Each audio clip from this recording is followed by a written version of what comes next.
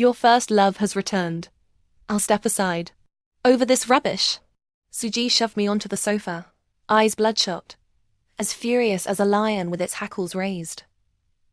What else did you expect? What about all the vows we made to each other? They're just idioms. The first time I met Suji, I had just finished my night shift at the 24-hour convenience store and was heading home. He was slumped beside a rubbish bin, utterly drunk, vomiting everywhere. I quickened my pace, planning to toss my trash and hurry past him. Wei, don't go. My ankle was caught by a warm, cool grip. I looked down to see him clutching my ankle, gazing up at me with a pitiful expression. Like a stray dog. Wei. When I didn't respond, he took it further, moving his hand upward, climbing from my ankle to my knee. Crack! I lifted my other foot and put an end to the farce. The next morning, the convenience store entrance was packed with luxury cars I didn't recognize. Suji got out of the lead car, with his dark hair and handsome face, devilishly good-looking, except for the awkward plaster cast hanging from his neck, supporting his left arm. He sat at the table, slid a card toward me, and stared at me without blinking. His eyes held the caution of someone who had lost and regained something, along with a hint of disappointment. Stay with me. Name your terms. Of course, one shouldn't cling to dignity at the expense of money. Moreover, I had been working night shifts for 3 months straight. Even if he threw the money in my face now, I would kneel and pick up every note. He said I looked just like his first love, Shen Weiwei, that white moonlight who disappeared after a year with him. At this moment, I hoped she would never return. I desperately needed the money. Thanks to the white moonlight replacement maintenance fees, I smoothly transitioned from a broke university student who couldn't Tier 4 tuition and faced expulsion to a finance graduate from a world top 5 business school. Suji had no other demands of me, except for one: I had to resemble Shen Weiwei unconditionally. So, I started imitating her clothing style, her makeup, her hairstyle, her way of speaking and her preferences. I even had to mimic her expressions and tone.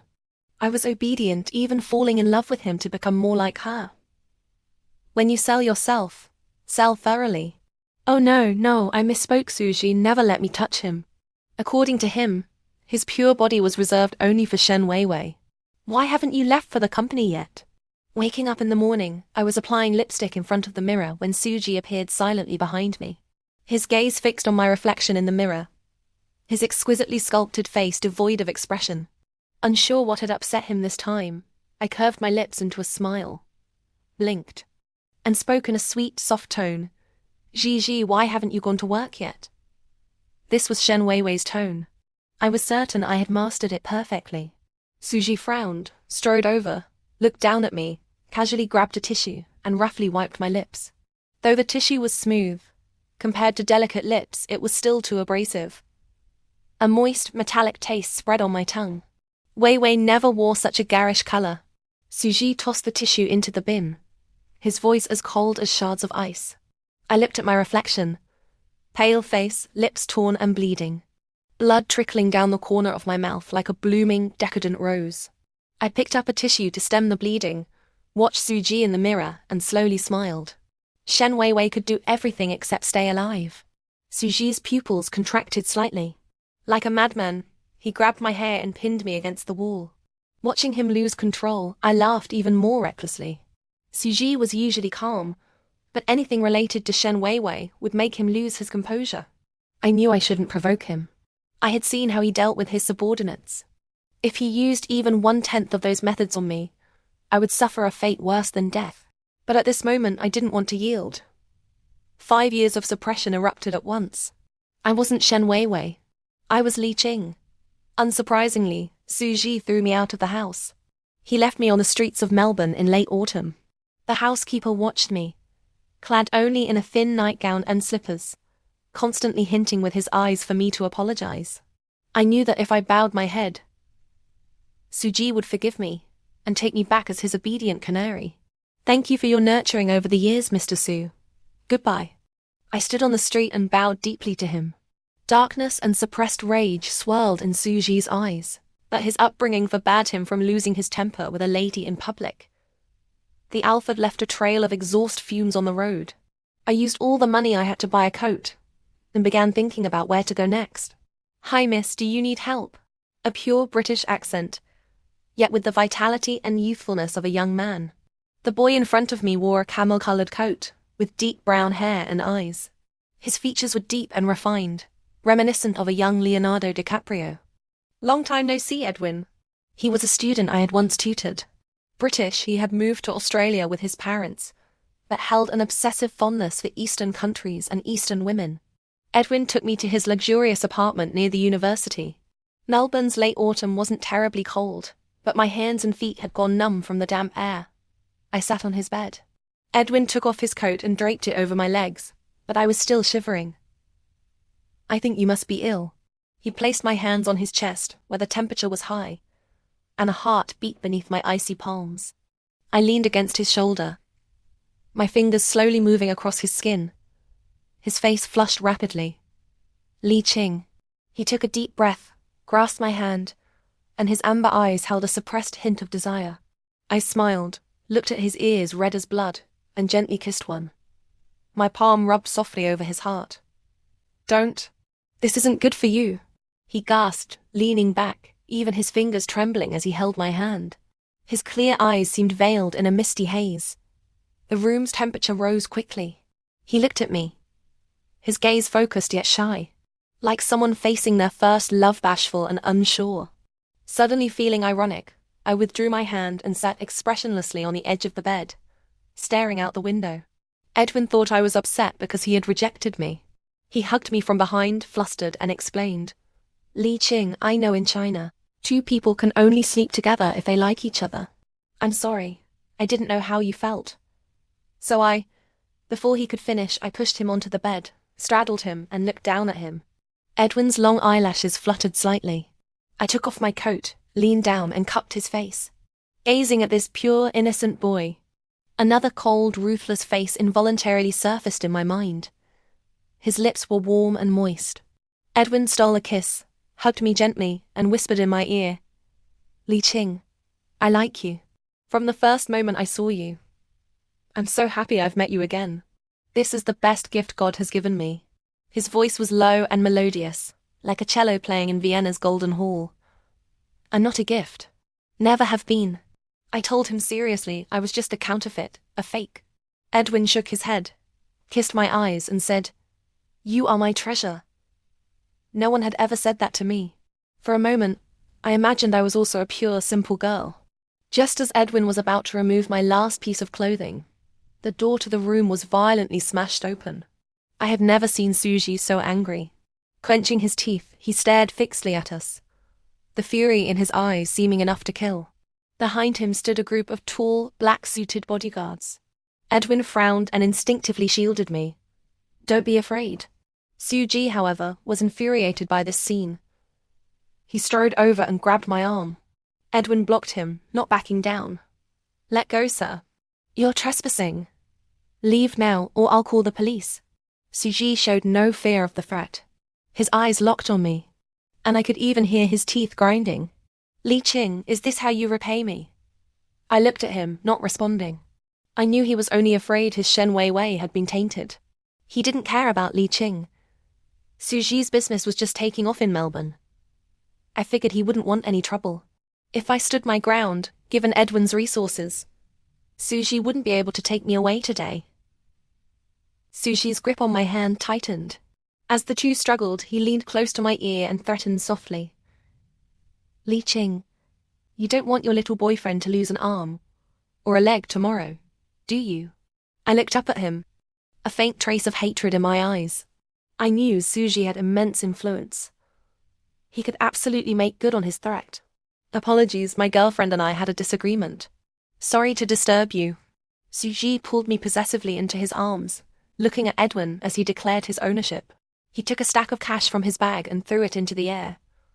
US bills scattered everywhere. His tone was dismissive. "Thanks for keeping her company tonight. Now, I'm taking her back." Edwin reached out, grabbed my sleeve. His gaze stubborn. "Li Qing." He said my name. Clear yet intimate. Susie sneered, gripped my wrist, and dragged me away. I looked back at Edwin, standing alone by the bed. The desolate night outlined his tall, slender frame. He watched me, eyes moist, his amber irises as gloomy and sorrowful as Sydney after rain. Suji threw me into the back seat of the car, leaned over me, his large frame completely enveloping me. Li Qing, you're really something. He pinned both my hands above my head, loomed over me, his pale face a storm of rage. In my memory, Suji had always been polite and reserved. I had even fantasized that if I disappeared like Shen Wei, maybe Suji would miss me the same way. Until today, when he abandoned me on a strange street in Melbourne, shattering all my illusions. That street had always been the domain of vagrants and addicts, where all sorts of underground deals flourished. On my first day here, he had warned me never to go there alone. Now, he had personally dumped me there. I suppose I tasted what they call karma. Of course, I was selfish, hypocritical, and materialistic. Even if something happened to me here, no one would remember me fondly. Tell me, where did he touch you? Before a storm, the sea is always eerily calm. I smiled at him, blinked, and recalled, using Shen Weiwei's tone. Eyes, nose, lips, collarbone, chest, and he touched everywhere. The fragmented light in Suji's eyes gradually dimmed. His handsome face frosted over, his expression cold, severe, and terrifying. He drew a short knife from his boot, unsheathed it, and the icy blade traced over each place I have mentioned. He used the tip of the knife to undo my buttons, exposing the full expanse of my chest. Everywhere, huh? Then I'll cut off every place he touched. Tomorrow, I'll bury you together. The blade glinted coldly as it traced across delicate skin like a lingering death. I had once seen Suji use this very knife to slit a traitor's throat. Blood blossomed like a rose in full bloom, eerie yet dazzling. The crimson liquid splattered onto those nearby, yet not a single drop touched the hem of his clothes. As the blade followed the contour of my cheek, a daring thought took root in my heart. I would ruin this face, destroy everything that resembled Shen Weiwei. I wanted to see Suji lose his mind over me, to see him in agony, to drag him down into hell with me. So, the moment the blade touched my cheek, I closed my eyes and pressed into it. A sharp sting spread across my face, followed by a cold trickle slowly trailing down my cheek. I smiled at Suji, my eyes filled with triumph. His pupils dilated instantly, staring at me in disbelief, the knife in his hand clattering onto the seat. Even his hands, cradling my face to stem the bleeding, were trembling. Li Qing, what the fuck are you trying to do? I laid bare every thought in my heart. Do I still look like Shen Weiwei now? 5 years with this face by your side. Surely that's enough. Suji had never imagined I would defy him. He slowly lowered the towel he was using to staunch the bleeding. Those beautiful obsidian-like eyes were now filled with nothing but disappointment. Li Qing, 5 years. Even a dog I raised would know to wag its tail for me. I let out a scornful laugh, the sting on my cheeks spreading to the very tip of my heart. I stuck out my tongue and licked the blood that had reached the corner of my mouth. Right. I'm just a dog you raised. I narrowed my eyes, smiling happily. In his pupils, I saw the reflection of a woman, her face smeared with vast patches of blood, hair disheveled. What difference was there between her and a madwoman? Slap. Suji struck the uninjured side of my face. He held back none of his strength. I was knocked to the floor, the side of my face rapidly swelling, even a tooth feeling loose and precarious. The intense metallic taste in my mouth made me nauseous. Suji looked down at me from his height, his gaze devoid of any pity, cold enough to remind me of the snow on the Alps. Jenny, drive home. Suji didn't take me to the hospital. He called a friend, a doctor who usually treated his injuries. Ji Chen was momentarily stunned when he saw my face, swollen like a pig's head. Suture the wound for her. No anesthetic. Use the best materials. I don't want to see a scar. Suji pressed me into a chair, fastening my limbs with restraint straps. I stared at the cold, gleaming needle in Ji Chen's hand, shaking my head incessantly. No, I don't want it. Suji knew I was most afraid of injections. He gave a cold smile, pinching my chin. Li Qing, if you have the nerve to defy me, you must have the nerve to face the consequences. After Ji Chen cleaned the blood from my face, he prepared to begin suturing. I'll be gentle, he offered quietly before starting. The needle pierced through the skin, then back again and again. I could even hear the sound of flesh parting. I gripped the armrests of the chair until my knuckles turned white, tears streaming down uncontrollably. Suji, I was wrong. I won't dare again. It really hurts so much. Suji, it hurts. I want anesthetic, please, I beg you. Through my tear-blurred vision, Suji remained standing coldly to the side, his handsome face impassive and frosty. A cigarette was held between his slender fingers, its tip glowing intermittently in the dim light. The entire room echoed with my screams. Even Ji-chun paused several times, but Suji would only say expressionlessly, "Sutures faster. Once the blood clots, the effect won't be as good." I don't know how long this torment, comparable to a lingering death, lasted. It felt so long I thought I would lose consciousness. Yet, my clear consciousness keeps reminding myself again and again, this was the outcome Suji wished to see. Just as I teetered on the brink of crash, the suturing finally ended. While Suji was distracted, Ji-chun slipped a pill into my mouth. The sugar coating melted on my tongue sweet. When Suji came over to untie the restraints, my hair and clothes were soaked with cold sweat, damp strands clinging to my cheeks. The moment my feet touched the floor, my legs gave way. Suji, quick-eyed and deft-handed, scooped me up into his arms. Resting my head on his shoulder, I cast a grateful glance towards Ji-chun. Suji carried me into the bedroom, his expression calm, as he helped me bathe and change into clean clothes. Lying in his arms, my whole body continued to tremble uncontrollably. Suji lit a cigarette by the bedside. In the slowly rising smoke, his exquisite features gradually blurred. I stared at him blankly, reaching out to touch the orange-red glow between his fingers. Suji caught my hand, then stubbered out the cigarette. He gripped my waist, forcing me to meet his gaze. I trembled violently, my eyes now holding a trace of wariness when looking at him. Suji seemed to dislike my cautious demeanor. He covered my eyes with his hand and pulled me tightly into his embrace. He let out a deep sigh, yet his tone held no emotion. "Be good. Don't make me angry again. I don't want to see you suffer either. But you must face the consequences of your mistakes." Leaning against the steady rhythm of his heartbeat, I couldn't hold back my tears. I remembered when I first got together with Suji. I told him I grew up in an orphanage. Once, a teacher discovered I wet the bed and pricked my arm over a dozen times with a needle. What I thought was bearing my soul, I never imagined would one day become a tool for him to hurt me. Suji's warm thumb moved across my cheek, gently wiping away my tears. "Mr. Su, if it were Shen Weiwei who did this today, would you punish her the same way?" I saw Suji's brow gradually furrow. Without a moment's hesitation, he told me, Weiwei would never do such a thing. Yes, Shen Weiwei was the white moonlight in the sky, the treasure held closest to his heart. I had actually dared to delusionally shake Shen Weiwei's place in his heart. I suddenly laughed aloud, but my tears fell even more freely. Perhaps all his gentle treatment over these years had long made me lose myself. Everything about me today was merely stained with another person's light. Thinking my face still hurt, Suji gently kissed the scar, comforting me in a tone used for coaxing children. Don't cry.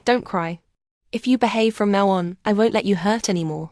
I fell asleep to the sound of Suji's comforting words. He kept coaxing me, even fetching an ice pack to help with the swelling. Good, don't cry. I was wrong. I'll never hit you again." Early the next morning, Suji left very early. Ji-chan came to change my dressing. Holding my face, he examined it carefully, his fair, composed face betraying no emotion. "You're young. The wound is healing quite well," he said. I nodded absently. After all, it didn't matter to me how well it healed. "Did you sleep well last night?" Ji-chen suddenly asked a question unrelated to my condition. Probably thanks to that pill, I had slept rather well last night. I nodded. "Thank you for the medicine." Ji-chen didn't respond. He pulled out a large handful of medicine from the pocket of his white coat, wrapped in the same packaging as last night's, and stuffed into my hands.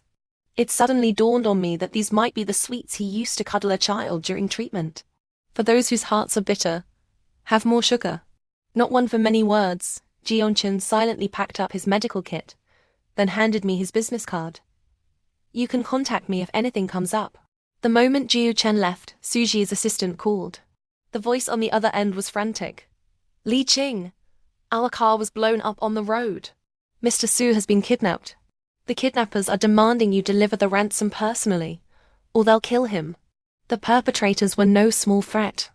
Everyone except Suji had been killed. Time was critical. I couldn't think of anything else. When I struggled to carry $3 million to the warehouse specified by the kidnappers, Suji was already at his last gasp from the beating. He lay in a pool of blood, huddling up his emaciated body, racked by fits of violent coughing, trembling uncontrollably. I was momentarily stunned. Someone so high and mighty, seemingly above the clouds, could appear so disheveled when fallen from grace. The kidnapper who opened the door for me took the money, giving me a once-over. A hint of playfulness flashed in his azure eyes. I don't know how I walked to Suzy. He was badly injured, blood continuously welling from the corner of his mouth. I took off my coat and covered him, desperately trying to wipe the blood away. But it seemed endless. For the first time, I discovered that the seemingly invincible Suji also had such vulnerable and helpless moments. Frantically, I removed the bracelets, rings, and necklace I was wearing, placing them on the ground along with my phone and wallet. I was willing to give anything if they would just let Suji go. I didn't call the police. Please, just let him go. I'll do anything. Take me as a hostage instead. I am his wife. Please believe me, I'm valuable too. Suji reached out and grasped my fingers, giving them a weak shake, his voice hoarse to the extreme. Don't talk nonsense. After saying this, he was racked by another bout of heavy coughing. Warm blood dripped onto my palm. His body grew colder and colder. For the first time, I felt the passing of life. Holding him, I wept and pleaded in a low voice. If you die, I'll find a new patron. I'll use this face that looks like Shen Weiwei's to marry someone else. Have children with them. Suji, can you bear that? Suji, hold on please. If not for me, then for Shen Weiwei. Shen Weiwei. At those 3 words, a flicker of hope rekindled in Suji's dimming eyes. I laid Suji back on the ground and approached the kidnapper, forcing what I hoped was a decent-looking smile. I told him that although my face was injured, my figure was still good. The kidnapper looked me up and down, then nodded, gesturing for me to go inside the warehouse. I went back to Suji and devoutly kissed his forehead. Suji, grant me one last favor. No matter what sounds you hear later, pretend you didn't hear them, all right? Suji lifted his eyelids with effort, his eyes filled with repressed pain. His fingers tried to grab the hem of my clothes but fell back weakly.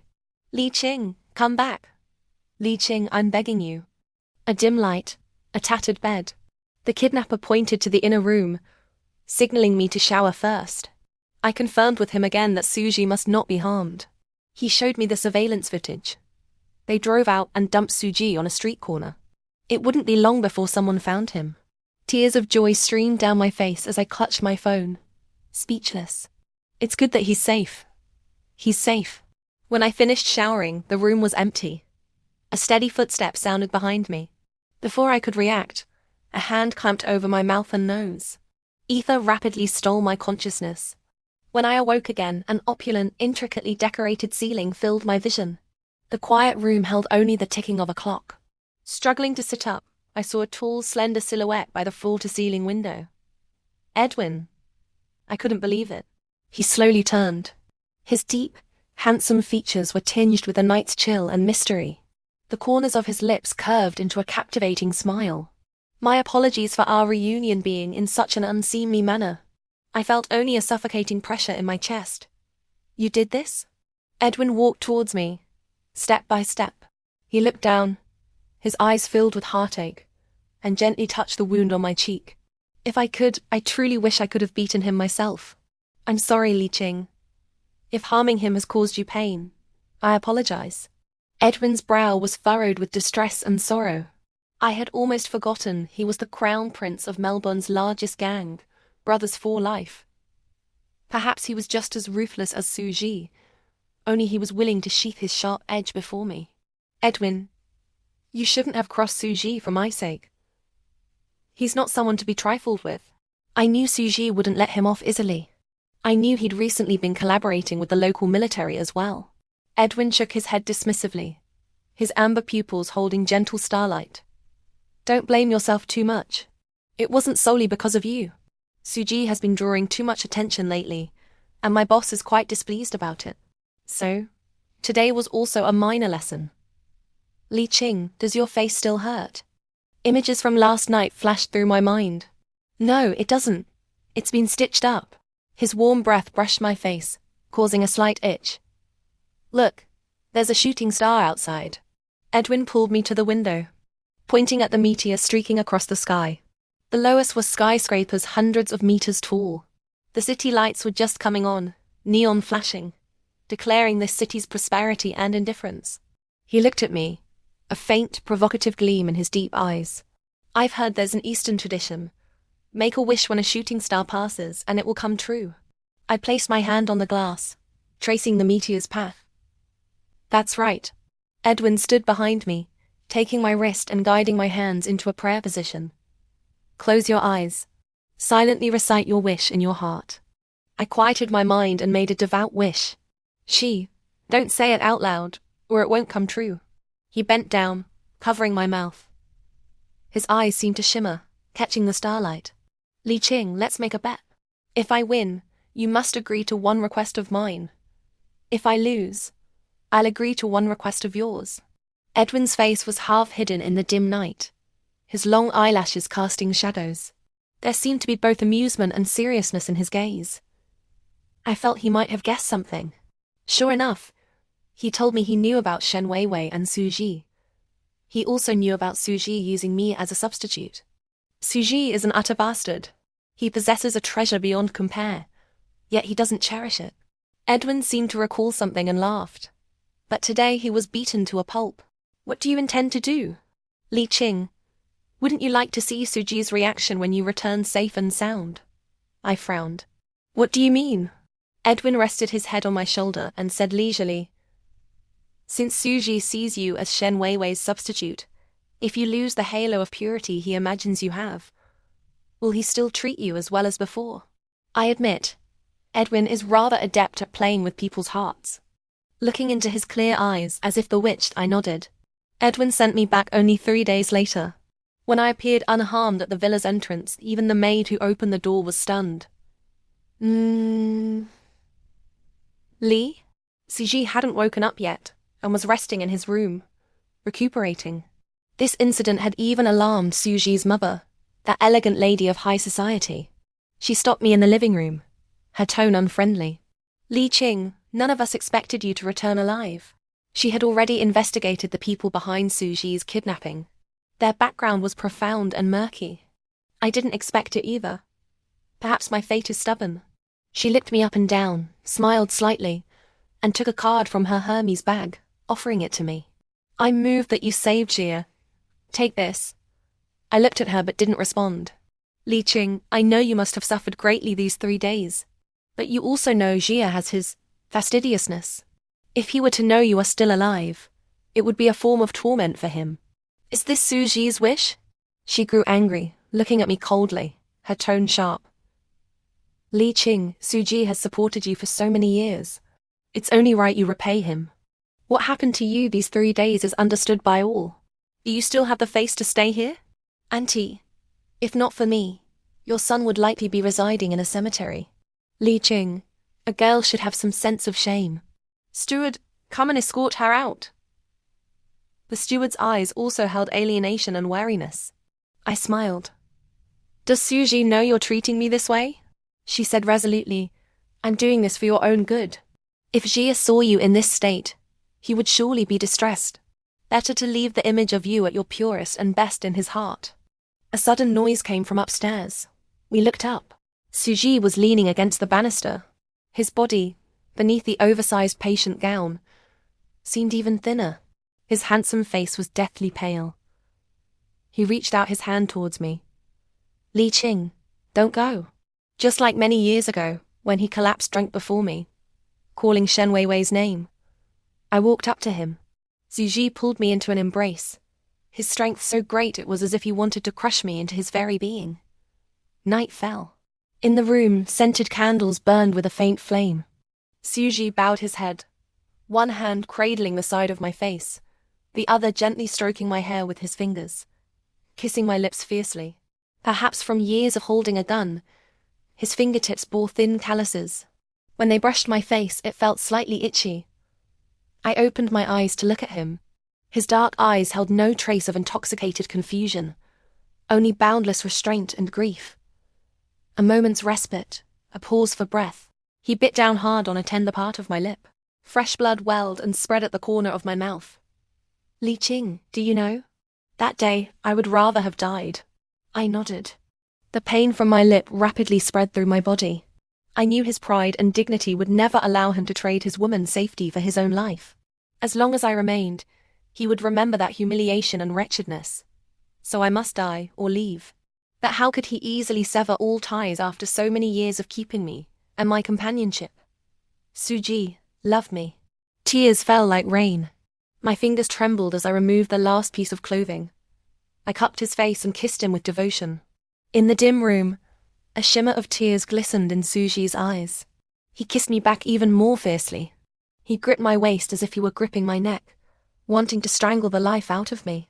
We were like two drowning people, clutching at the last straw. But this straw was destined to save only one person. At the final moment, Suji stopped. He held my face.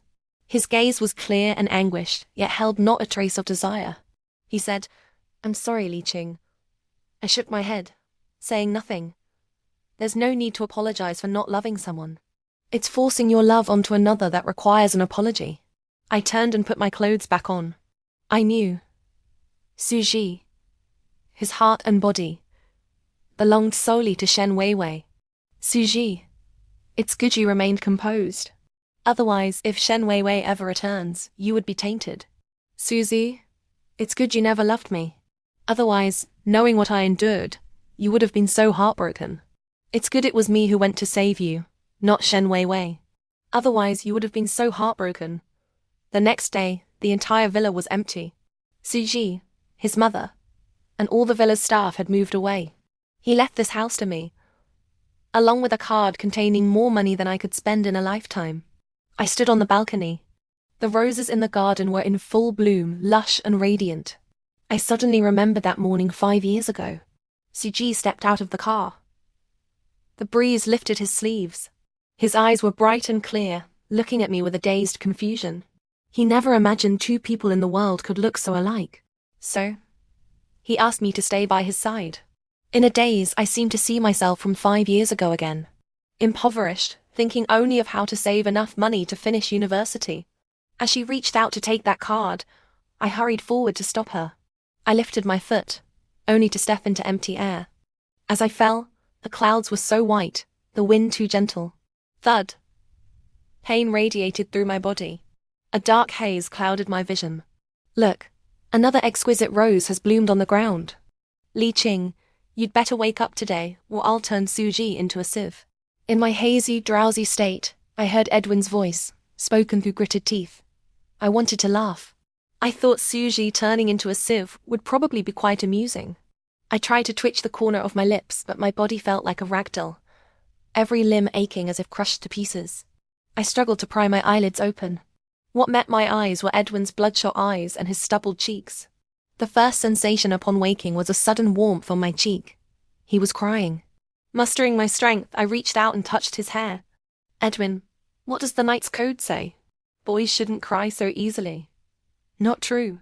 When facing the woman you love, tears know no prohibition. I smiled. He really was such a child. After I woke up, Edwin never left my side. Even when I went to the bathroom, he would wait right outside the door. If I took more than 5 minutes, he would start knocking. I explained to him many times that I hadn't jumped from the building because I wanted to end things. Then why? Edwin sat by the bed, gently combing my hair. I missed my step and slipped. Edwin tied my hair into a ponytail, clearly not believing me. He lowered his head, looking at me seriously. Li Qing, do you remember our bet? I nodded. I lost. If you lose, you have to agree to one condition. Tell me. I want you to live healthily and happily, no matter when. As if remembering something, Edwin buried his head in his hands in anguish. Seeing you covered in blood that day, I almost went mad. It felt like my heart was being torn apart. I even regretted it. If I hadn't insisted on taking you away, what happened later wouldn't have occurred. I had already made up my mind. If you didn't wake up, I would make Suji sleep forever in Australia. Listening to him, I suddenly laughed. Those two really had something in common. Forever wanting to see each other dead. Seeing me laugh, Edwin thought I wasn't taking him seriously. He leaned in, one hand bracing on the headboard beside my waist, the other pinching my chin, his warm breath brushing my face. Such an intimate posture made me involuntarily tilt my head slightly, my heart pounding wildly. I could barely breathe.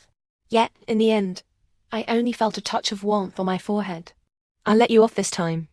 Edwin then tapped the tip of my nose, his smile lazy and tender. I touched the kiss mark on my forehead, my face uncontrollably flushing. Heavens, my maiden heart. Do I look all right now? A woman's focus is always so peculiar. Indeed, when nervous, one can't even speak properly. Edwin nodded solemnly. Extremely beautiful. I didn't believe him and insisted he bring me a mirror. Looking at the trussed-up, swollen face in the mirror, then at the excited Edwin. Honestly, do all Eastern women look the same to you? To help me relax, Edwin took me to play at the Melbourne Underground Black Market. In the car, I watched the unprecedented scenery outside the window. Do they sell aliens here? Perhaps, but not aliens, maybe foreigners. Edwin raised an eyebrow. He told me that to satisfy some clients' particular fetishes, they would style kidnapped or purchased goods into forms they preferred. I rubbed the goosebumps on my arm, shuddering. Don't be afraid. No one here dares touch someone who's mine. Edwin smiled slightly, lowering his gaze, proud as a white officer who'd won a battle in World War II. After getting out of the car, someone came to receive us. Come, my princess. I'll show you something interesting. Edwin got out first, and under the surprised and envious gazes of the crowd, bent down and extended his hand to me. The cool moonlight fell upon him. He tilted his head slightly, light and shadow intertwining, casting down a fringe of long, delicate eyelashes. I smiled and placed my hand in his palm. Edwin gently pulled, drawing me into his embrace. Gasps rose around us. I buried my head in his chest. So many people are watching ...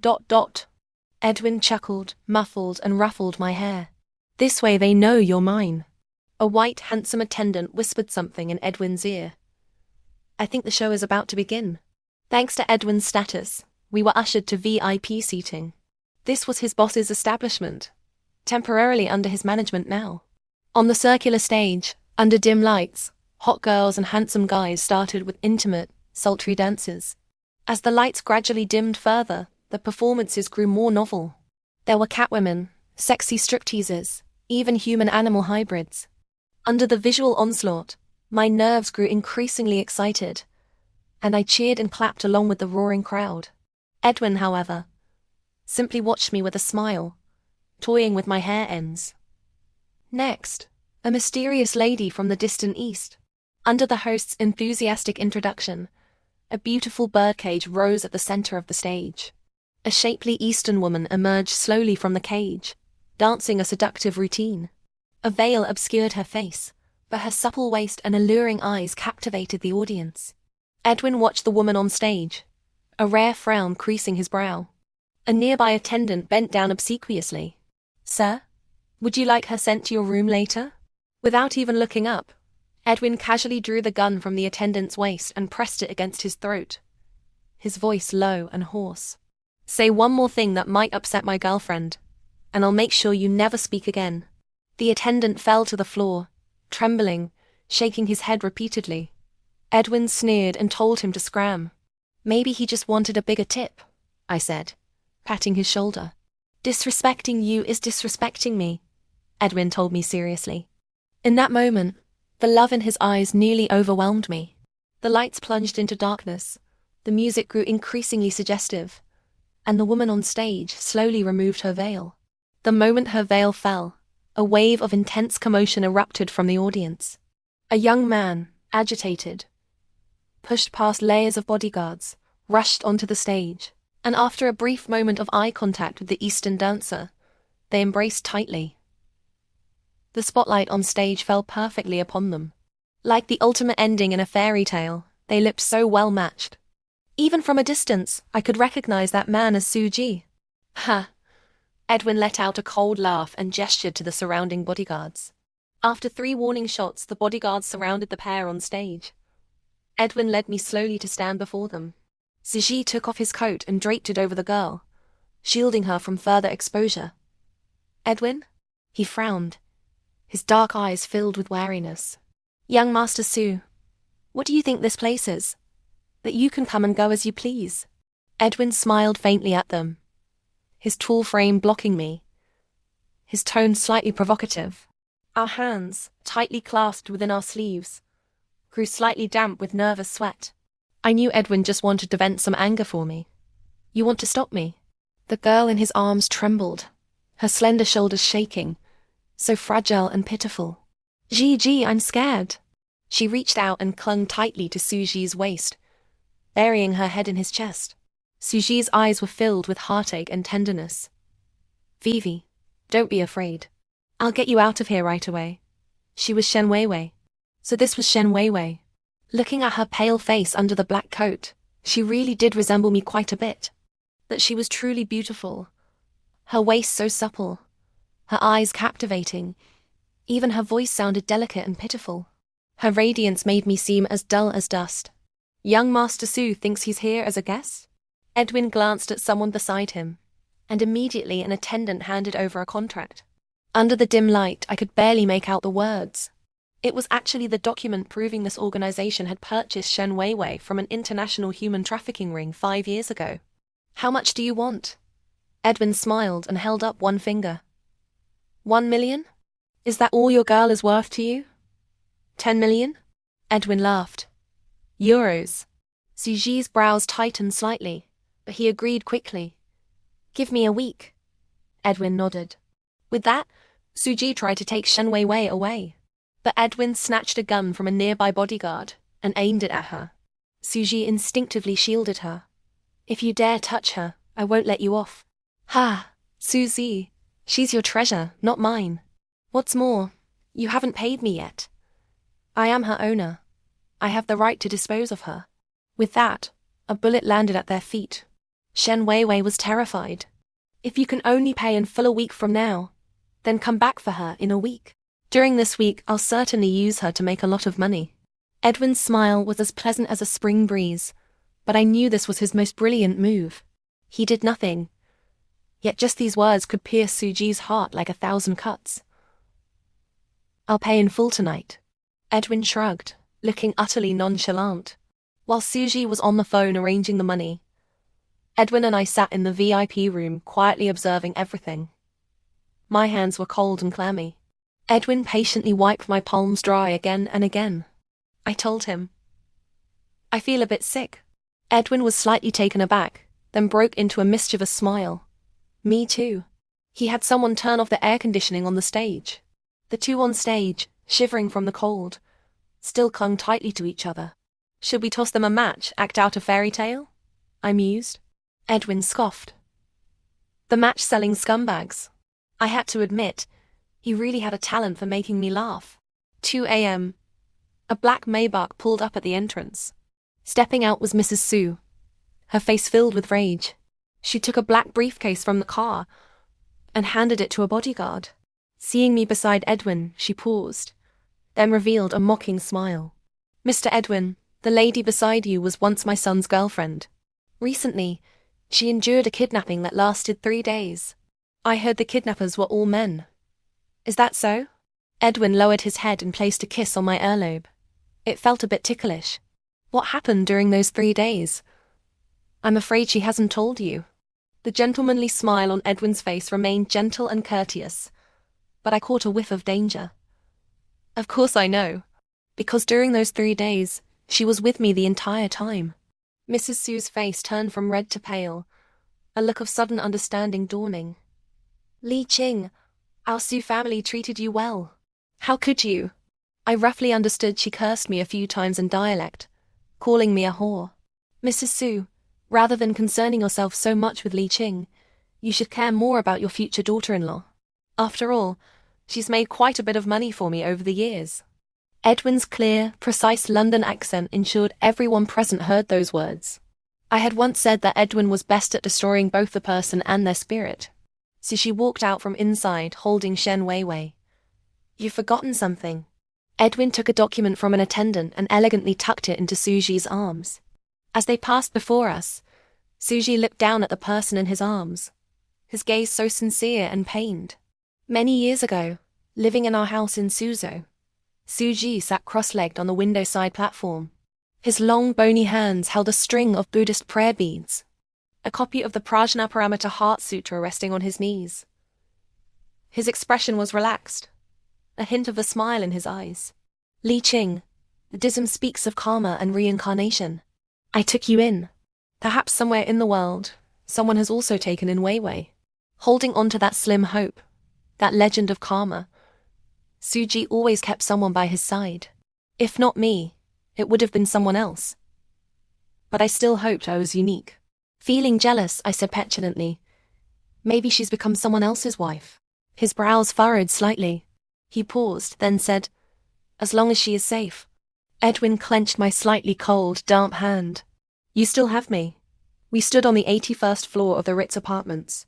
The city's brilliant lights reflected in Edwin's eyes, transforming into countless gentle stars.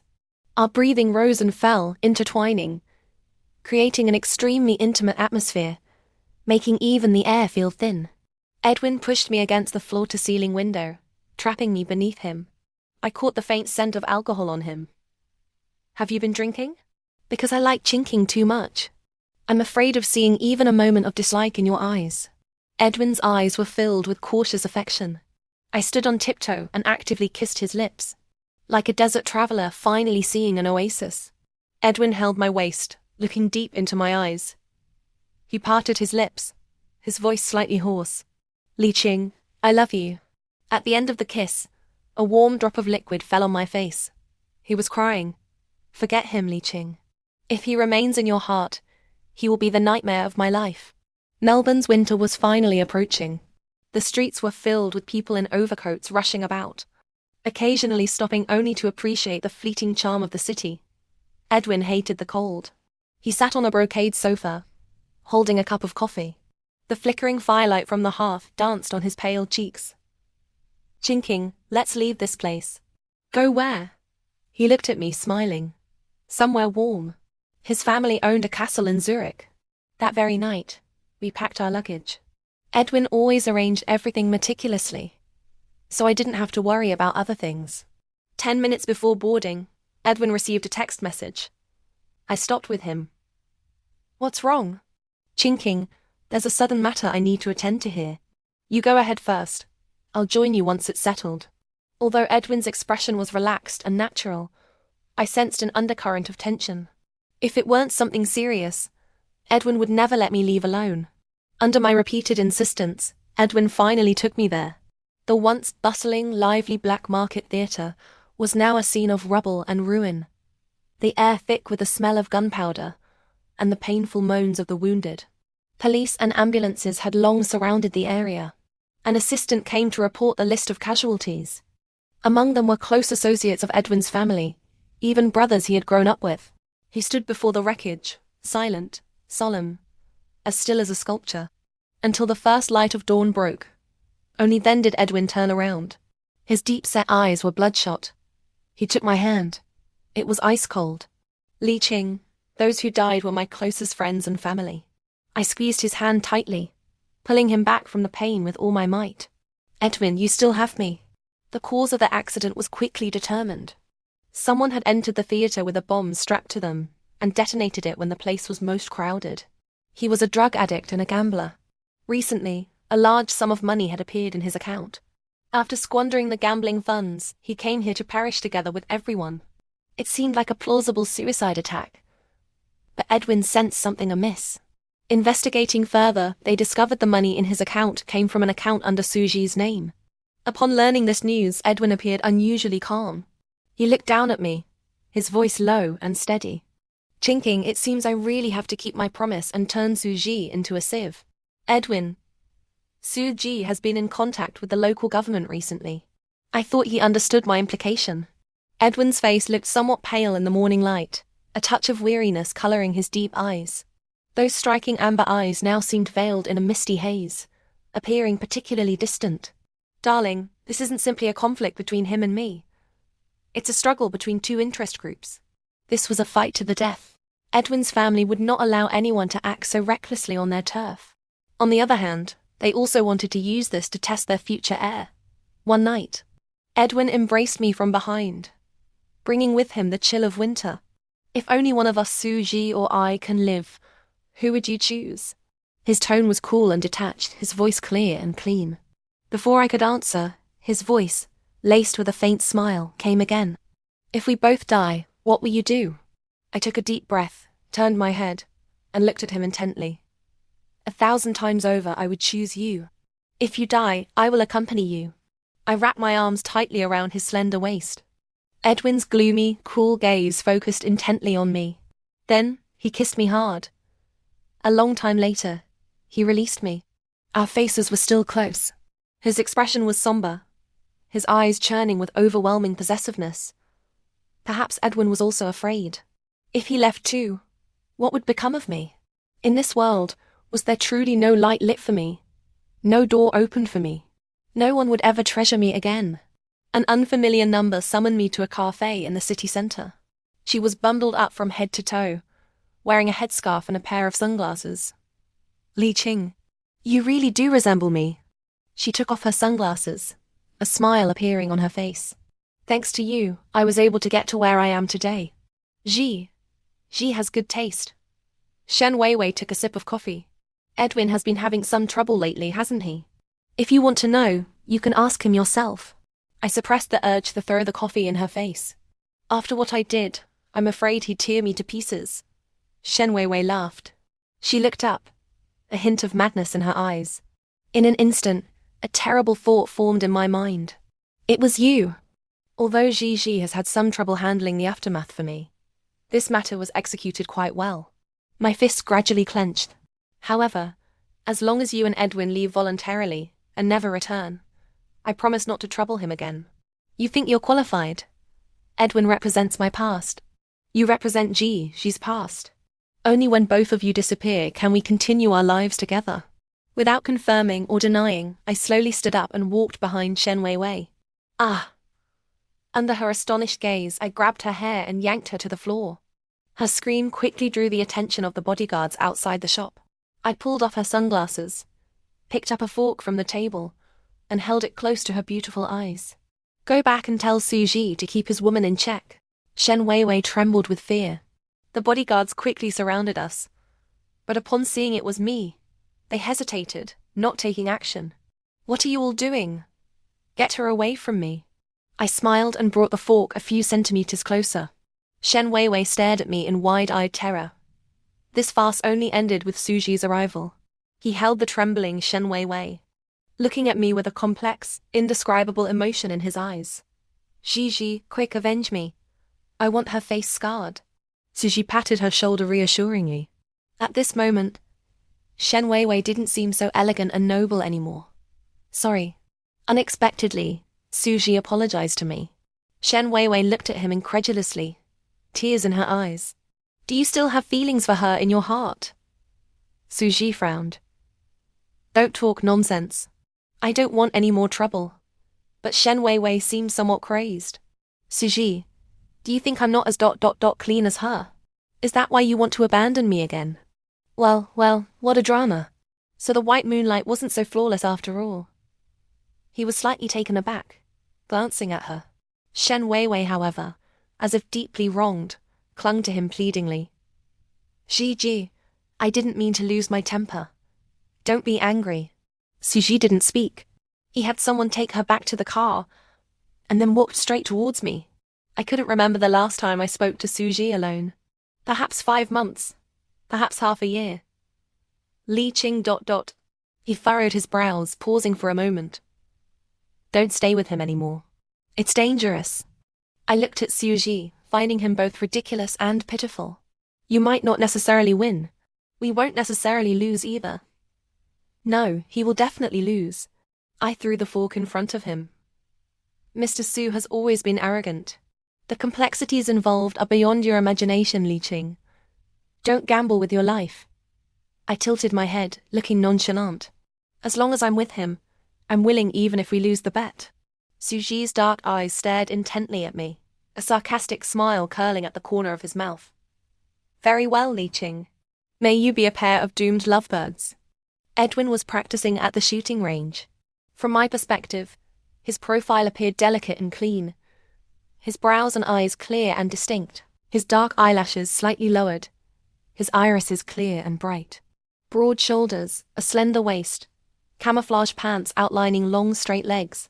I told him I'd beaten up Shen Weiwei. Edwin smiled, taking off his earmuffs and gloves and handing them to a bodyguard. Well done, Qingqing.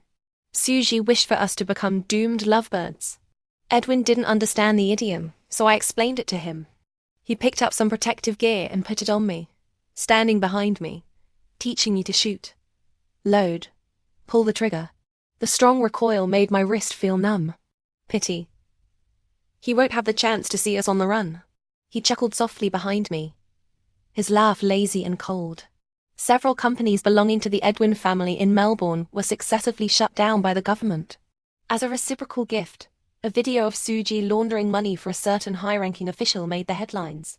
The tense standoff between the two families made the winter's chill even more biting. The next day, that official committed suicide by jumping off a building. Suji was also entangled by the investigation bureau, his movements restricted. Everything seemed to be moving in a positive direction. Li Qing, leave this place as soon as possible. After leaving the Su family, Jiu Chun contacted me for the first time. He arranged to meet me on the hospital rooftop. After not seeing him for months, he seemed to have lost weight. Shen Weiwei has been in this hospital. I was somewhat surprised. She has serious health issues and her mental state isn't normal either. Ji Chen paused for a moment. Actually, Suji placed her here and hasn't visited her in months. Back then, Shen Weiwei suddenly disappeared for a wealthy old white man. At that time, Suji hadn't inherited the family business. He was just an ordinary international student. Shen Weiwei left without a word, intending to become the man's new wife. No one expected that the old man, after having his fun, would sell her off. His brows gradually furrowed, then he offered a faint smile. However, Li Qing, seeing you doing so well now makes me very happy. I took a deep breath and smiled slightly. Edwin treats me very well. The conflict between Suji and Edwin has already affected too many people. Suji's arrival here disrupted the market. Old and new forces colluded. No matter which side you're on, there's danger. Ji Chen looked at me, his expression growing increasingly grave. Li Qing, do you understand? In this struggle there are no winners. Only people who will climb higher on your blood and take more money. A gust of wind blew across the rooftop. I shivered, my stomach churning. I couldn't help but lean against the wall and retch. Edwin? Will you stop? Night fell, and the sky suddenly poured with heavy rain, pattering down in the garden. He had just come up from the basement, his white gloves stained with a trace of blood. He took off the gloves and tossed them aside, then quickly walked over, draping his trench coat over me. His movements were assertive but not rough. Why bring this up suddenly? I caught a whiff of blood on him. Frowning, I pushed him away and vomited into the flower bed. He stood behind me, gently patting my back. He pulled a snow-white handkerchief from his pocket and tenderly wiped the corner of my mouth. I looked at him, feeling choked up. The rain grew louder. I heard my voice begin to tremble. Edwin, I'm pregnant. I'm so scared. Our child, like me, will be born without parents. His handsome face showed a mix of worry and joy. He held me tightly, his voice trembling slightly with excitement. Qingqing, really? We have a child. A sudden clap of thunder echoed in the sky. Lightning illuminated his soft, happy eyes. For a moment, I seemed to see the story's ending. The arrival of one life, the end of another. I held him back with all my strength, unable to hold back tears. He wanted to send me to his mother in England. She was a gentle, beautiful, sheltered noblewoman. There, my child and I would be well taken care of. I pleaded with him to leave with me. Edwin kissed the corner of my mouth but didn't answer. Before leaving, Edwin wanted to go to a baby store to buy a gift for the unborn child. Watching him carefully searching the shelves, I held his arm and rested my head on his shoulder. At that moment, we seemed like the most ordinary couple in the world. Such a scene seemed to exist only in dreams. On the way home, the driver suddenly turned onto an unfamiliar small road. Edwin reacted swiftly, covering my eyes and then firing cleanly. The car lost control. Edwin quickly climbed over and slammed on the brake. I was jostled dizzy, barely managing to get up. Looking through the window, I saw several unmarked black cars surrounding us. Li Qing, I've sent our location. Someone will be here soon. Don't be afraid. They probably only want me. Edwin turned his head and comforted me softly. His eyes were still so gentle, so calm, as if discussing something mundane. The doors of the other cars opened. A slender, handsome, pale Eastern man stepped out. Suji, holding a gun, knocked on Edwin's car window.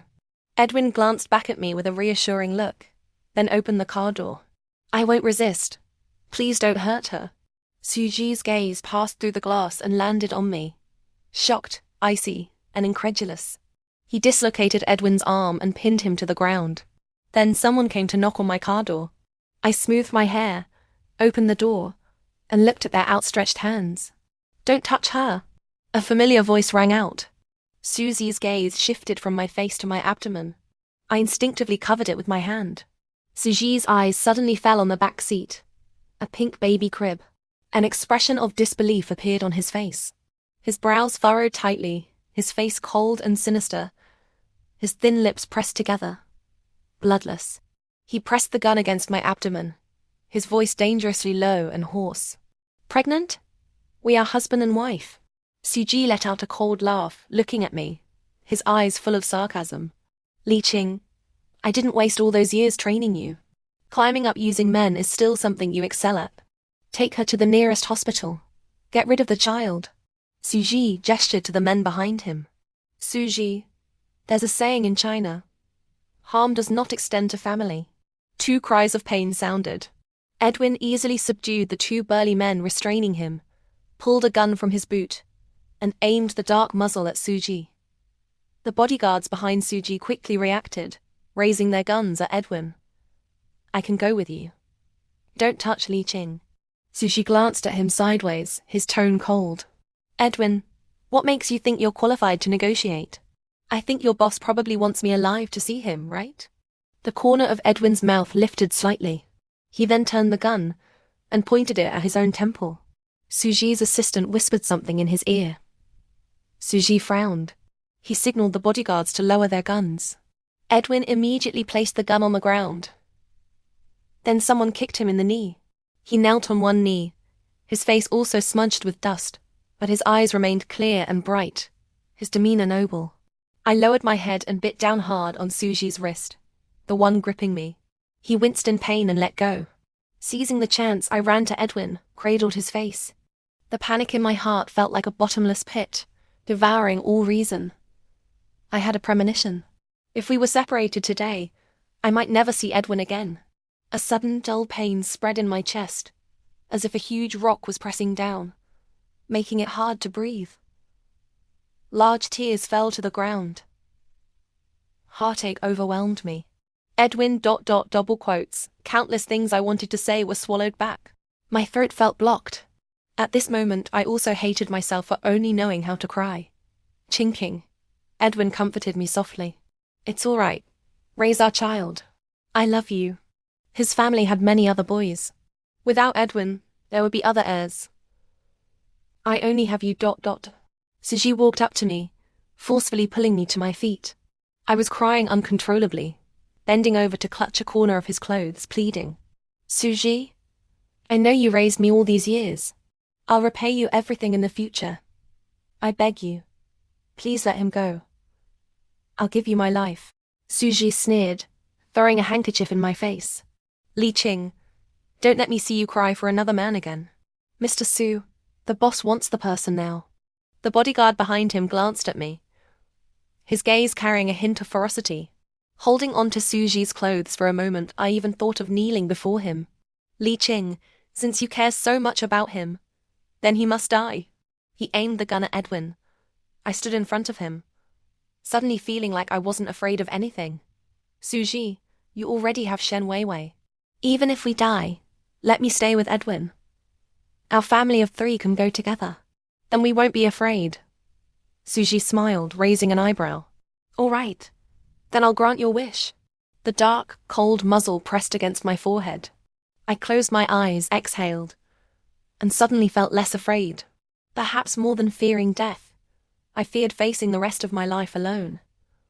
The imagined heart-wrenching pain didn't come. A dull pain struck the back of my neck. The last scene before losing consciousness was Suji's restrained eyes. December 2nd, first day being locked up by Suji. He's very angry, because he thinks I betrayed him. I haven't eaten or drunk anything all day. I'm not sure which item of food or water might contain abortion pills. December 4th, third day locked up by Suji. Because I refused to eat. I fainted in the room. Suji sent someone to give me an 4 drip. The doctor was Ji Chen. December 6th. Ji Chen said if I don't eat, I might miscarry. And he assured me there were absolutely no drugs in the food. When food was sent again, I used my hands to bring it to my mouth. Although I still habitually retched for the baby, I forced myself to eat. December 10th. Looking at myself in the mirror in less than a week, I've become emaciated, neither human nor ghost. My belly is slightly protruding, cheeks sunken, ribs visible like a monster. Luckily the baby is strong. December 12th, Suji came to see me again. I asked him why he locked me up here. He said because he can't accept it. He doesn't believe I could fall in love with someone else, let alone have their child. I think Suji is at least honest. He told me Edwin has lost both legs. I don't believe it. Last night he was still holding the baby's hand. Going horseback riding. Where? In my dreams. December 15th, Ji Chen came again to check on me. Suji was also there. He still wants to get rid of my baby. Ji Chen told him my constitution is very weak. Forced abortion could be life-threatening. Suji was silent for a while, then said he'd deal with the baby after it's born. December 18th. These past few days my appetite has increased, and I'm not vomiting anymore. The baby is so good. December 21st, Suji hasn't come for several days. According to Jiu Chen, he's run into some trouble. Great. December 24th. On Christmas Eve, Suji rushed back, covered in dust, and gave me an apple. I didn't even look at it, just threw it into the fireplace. The apple sizzled as it burned. Suji pinched my chin, an unreadable emotion in his eyes. He asked me if I could forget Edwin. I really wanted to throw him into the fireplace too, but for the baby I held back. December 25th, Christmas. A Christmas tree was brought into the room. A star on its top.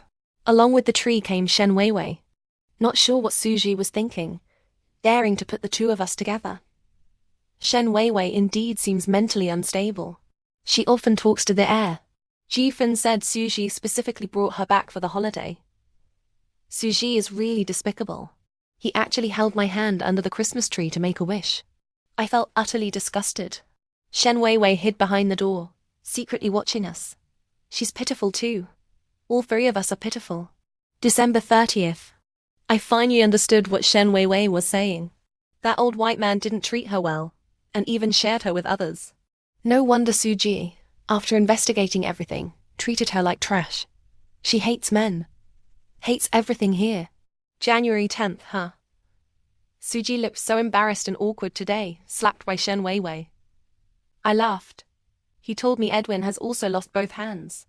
If his family doesn't give up their business plans here, within a month, Edwin will become a corpse. January 25th, last night I dreamed of Edwin again. In the dream, he told me to eat more, to wait for him to rescue me. He smiled so tenderly. I didn't want to wake up. February 2nd, Suji came in a hurry today. A shadow of worry between his brows. He took my hand, asked if I'd be willing to go to Italy. To hell with him. March 1st, while eating, Suji suddenly returned. He was in a rush, his overcoat stained with a few smears of blood. He grabbed my hand, told me to go with him. I refused. Where Edwin is, I stay. He said Edwin was already dead. Because of this, Edwin's family fought them to the bitter end. They handed over all the money they'd made over the years to the government. Suji's boss was caught. Indeed, there are no permanent enemies. During the struggle, Shen Weiwei suddenly rushed out from behind. She held a sharp piece of glass. Under Suji's shocked gaze, I fell before him. Shen Weiwei held the bloodied glass, laughing happily. She said she couldn't be the only one suffering. How wonderful, we're all mad. Suji used a towel to staunch my bleeding wound while telling the maid to call an ambulance. His hands trembled violently. He couldn't even speak clearly. I told him not to save me anymore. Our family of 3 being together is fine. Hearing this, Suji suddenly cried. Warm tears fell on my hand. Suddenly, I didn't hate him anymore. And I didn't hate Shen Weiwei either. This is our obsession and our fate. My child is gone. I thought I would die in that attack. But I didn't. The child in my womb took the fatal blow for me. The child's departure drained all my energy. I lost all will to live. Edwin's mother came from England, staying by my side day and night. I never had a mother growing up. She lost her child and treated me as her own. She combed my hair, told me stories of Edwin's childhood. He was a beautiful, smart, and kind child. After meeting me, he even wrote her a letter. In the letter, he called me Teacher Lee. He shared many of his shy, innocent feelings with his mother. I asked her, what finally happened to Edwin? She looked at me, tears in her eyes, turned her head away, unwilling to speak. I knew she was afraid I couldn't handle it, but I wanted to know. I was afraid I wouldn't find him on the other side. She told me Edwin died in a shootout between police and criminals. There was a huge explosion. Those at the scene, no remains were found. She cried again. I didn't. I just thought it must have been very painful. The weather gradually warmed. I changed into lighter clothes. Beneath them were emaciated arms and legs. Spring arrived. I felt my spirits improve a bit. If I could leave when flowers bloom, that wouldn't be bad either. People at the hospital told her I'd given up on living. Mother didn't believe it, insisted on finding the best doctors for me. She'd already lost 1 child. She couldn't lose another. I was happy.